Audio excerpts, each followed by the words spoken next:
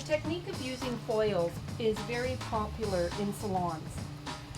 It's a way to allow the hairstylist to add highlights or lowlights to a client's hair. To start, we have two choices. We can weave the hair and place it in a foil, or we can slice the hair. To do a weave or a slice, you're usually going to want to use some diagonal lines. Diagonal lines are the blending line, and that's why often we use diagonal lines, but you don't have to. You can always try different techniques. There are lots of different foiling techniques out there. This is just the basics. So using a diagonal line on our front section, there are different types of weaves that we can do. I'm just going to demonstrate a fine weave, so we're just going to take small amounts of hair just by moving our weave comb, the tail of the weave comb up and down. And you can see that gives us a very fine amount of hair, and that would be placed in the foil. The result is usually very natural, and sometimes people like to do a lot of foils in fine weaves to get a very natural look. We can also do a medium weave, and when you do a medium weave, we're just picking up a little bit more hair, but also make sure that you're trying to get them separated as even as possible. So that would be considered a medium weave. And we can also do a more dramatic look and do larger pieces, a larger weave pattern. So I really only picked up 3 pieces, but look at the size of those pieces. They're 3 large pieces. So you have to determine what type of look you're wanting, and from there practice each one of them, because you may have a client who wants fine weave, you may have a medium weave, and you may have a more of a dramatic weave to do at some point in the salon. So you want to practice all of them techniques. So when we're doing our weave, I'm just going to do a medium to fine weave. Remember, when you put your comb in, don't go in too deep. You want to just get your hair on the surface. We want to use a foil. You can see my foils are folded. If yours is not folded, you can place your comb on here and fold it. I'm just going to use the fold that's there. Place it snug up against the hair, and then with your brush, you're going to apply some color. So don't have too much color on your brush, and start down a ways. Don't start right up against, start down a ways from the scalp.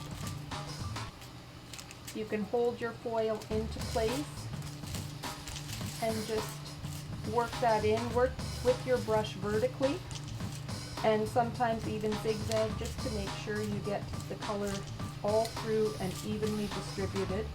Once you've got that color in, then just use your brush and feather up closer to the root area, to the scalp area, but don't go too close. You always want to leave a bit of space, because remember, color can expand, or bleach, if you're using bleach, it will expand during processing.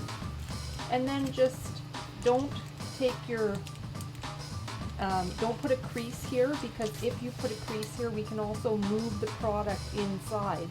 And I've seen where people have creased this, and then when they open it up, they have a line that has not processed, because they've actually pushed the color or the decolorizer away from that area, so it hasn't processed. So just fold it up gently and leave it. Now when you're working along the front, the client's face, if you want, you can fold this in, but don't fold both sides in. And the reason I say that is there's a lot of hairstylists I know who like to fold both sides, and they make these nice little neat packages. Color needs air to oxidize. Bleach or decolorizer needs air to oxidize as well. And also it will expand and puff up, and it can be very hard on the hair if it's too packed in there.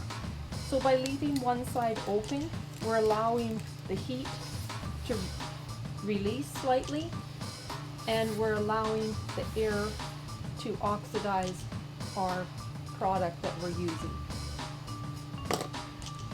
Now, if you're doing your apprenticeship exam, remember to follow the regulations and determine what they want to see. Sometimes they only want you to do one fold so that when they come to check, it's easy for them to check. So check in your region, in your state, in your province, and determine what it is they're looking for.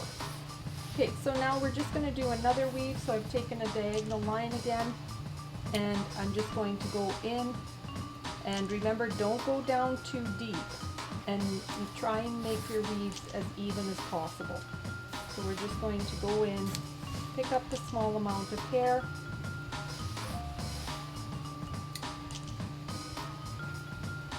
and there we have our weave pattern. Add our foil.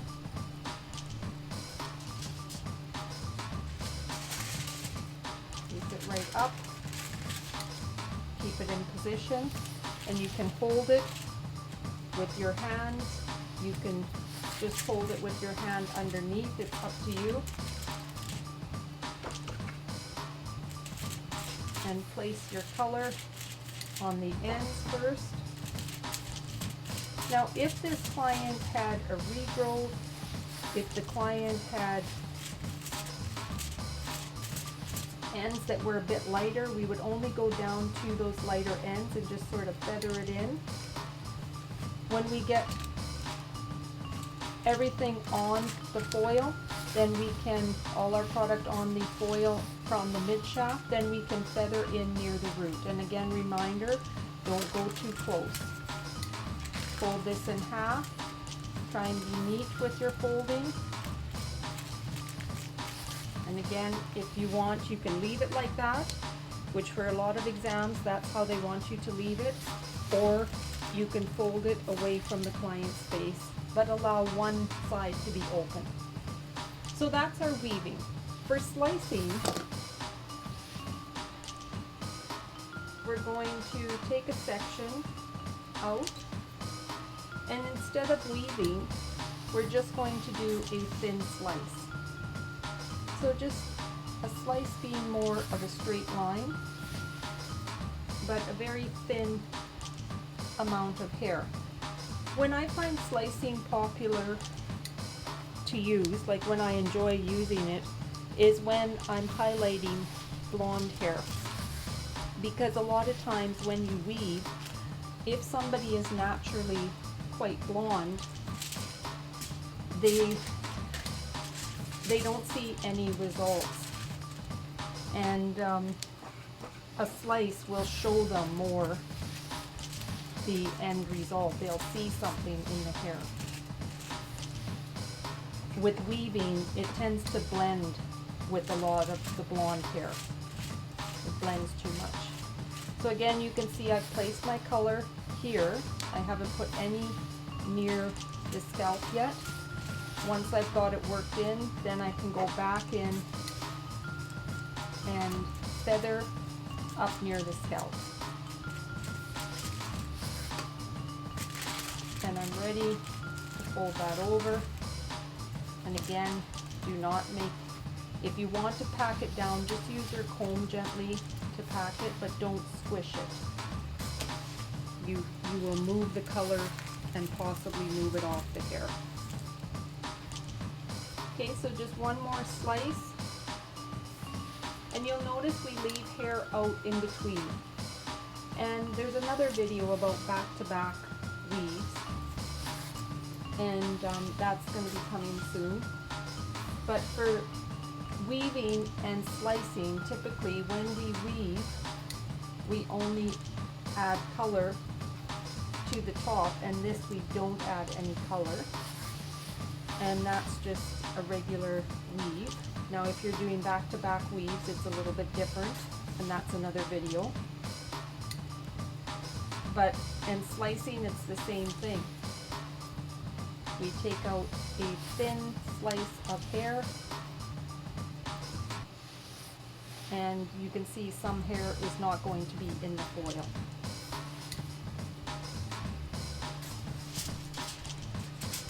So again, a thin slice, place your foil right up against the scalp and bring that hair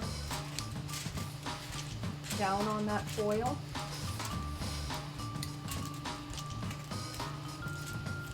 Once you have it positioned, add the color to your shaft.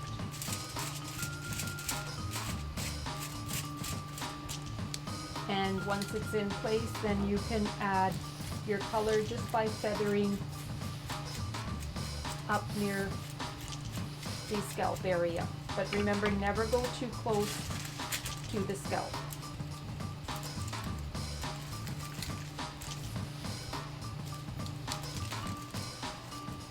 So that's your weaves and slices, and tying them, you can do color or bleach inside your weaves or slices, and practice a lot so that you get fast and you are aware of your own size of a fine weave, a medium weave.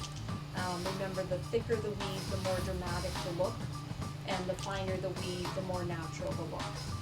Weaves and slices.